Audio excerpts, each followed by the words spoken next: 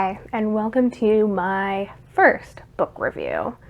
So, I started a book review blog last year in an effort to get myself to read a little more, and I'm starting this vlog to try to do the same thing. I want to read more, and I find when I have people to share my thoughts on books with that I'm more encouraged to read. So, I thought, why not take it to YouTube? And I'll see if I succeed or not. It's always fun to challenge yourself. Now, I will say that my reviews are always going to be spoiler-free, unless they're part of a series, and then I'll tell you that I'm reading a series and that there might be spoilers for the previous books. And today, I just so happen to be reviewing a series. However, it is the first book in a series, so there are no spoilers in this book review. So today, what I am reading is Seasons of Pain by Imowen Lodestone, an urban fantasy by an indie author. I don't read a lot of urban fantasy. I tend to read a lot of historical fantasy, as I'm kind of into castles and princes and knights, but I thought I should give this book a try because it's always fun to read something that you're not used to, and I'm really happy that I gave it a try. It's a really interesting book, and I think for even for people who aren't really into urban fantasy, that you're going to find something to like in this book. So it takes place in a modern America, and we're following Jessica, who's sort of your typical college girl. You know, she has a job to support herself, she's struggling to find money, and she even has to rely on her stepmother, who she doesn't really like. So it's kind of a very familiar character. I mean, it's not even just a familiar character, it's a familiar person. I know so many people that were in her situation in college, and that made her really relatable and interesting to read about. In fact, when she found out that she got her scholarship for school, I was so happy for her, and I had just met her. Now, I will say that if you don't like cursing, then you might not like Jessica too much, but personally, I curse like a sailor, so I was kind of having fun having a character that cursed like a sailor too.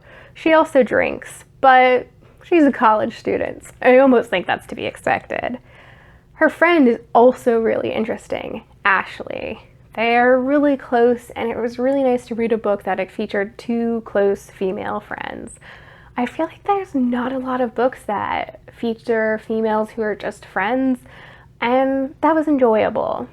And what was also enjoyable about Jessica and Ashley is, of course, they're not your typical college students because they're both witches, but they're both very different when it comes to their witchery. Jessica is a witch who no longer uses magic, and that's because she was once part of a coven, and then something happened. I don't want to go too much into what happened to her, but I will say it was bad. And because of that, she was kicked out of the coven, and she's decided not to use her magic anymore. She doesn't really have any contact with her old coven, except for her aunt, who happened to be one of the heads in the coven. Now, she does talk to her aunt sometimes in the book, and it's often to get help, but when she's talking to her aunt, she doesn't want to talk to a witch who is in a coven. She wants to talk to her aunt. And I thought this was kind of sweet, how she separates the woman who was in the coven from the woman who is her aunt. I thought that was kind of a really good reflection of how we often view the adults in our lives, as they often have this duality. So I really like that, and that's one of the things that this book does really good, is illustrating relationships and kind of making the characters feel really real. Now, I do want to go into a little bit about what I mean how witches have covens. So in this book, you're going to find that magic users have been separated into different groups. There's warlocks, who tend to have a lot of the power and have enough power that they even affect human society. And then just under warlocks are the witches, who separate themselves into covens. And then there's the psychics. They tend to be a little bit more chaotic, although they do also have their own structure, which you're going to find out as you read the book.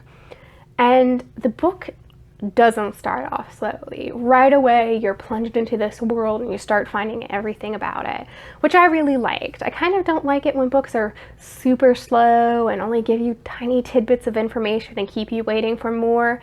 I kind of want to be able to get into the world and start learning things right away, and Imowen lets you learn things right away. In fact, you only start the book and there's already a supernatural murderer out there, which was really cool and sucked me in right away.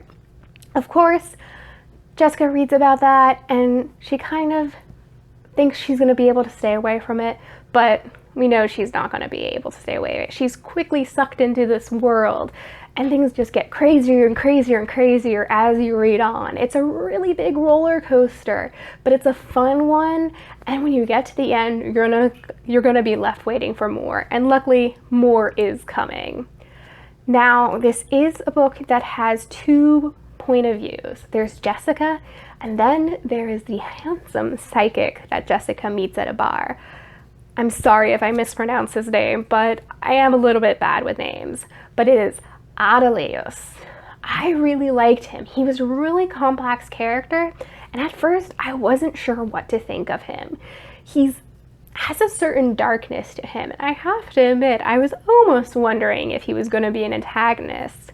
I'm not going to give anything away and give you a definitive answer of who he is, but it's really interesting to see how his character develops as the book goes on. Jessica is also a character that develops a lot during the book, and I really like that because it's always fun to see characters grow in front of your eyes. And part of the reason why these characters can grow is because there's so many supporting characters to help them grow. Now, the supporting characters aren't always going to be people that you like, because of course there has to be antagonists. But the great thing is, some of the antagonists are bureaucratic antagonists, and some of them are evil. And that's really interesting to see, is who can you trust? And it's not always obvious, and I like stuff like that. In addition to having really interesting characters, Imowen creates a really rich supernatural world. You're not just stuck with humans. You are going to be seeing many different types of species. We get into demon lore as well as things like chimeras. I'm always interested in books that have a complex supernatural collection going on. I'm always bored of books that just have humans, so you're not going to get bored if you're like me. So basically what I'm saying is you should check this book out. Even if you're not a fan of urban fantasy, I think this is a book that you should still give a try. You can find it on Amazon in both ebook and paperback form. So I'm going to link down below to where you can find the book, as well as to my text review on my blog.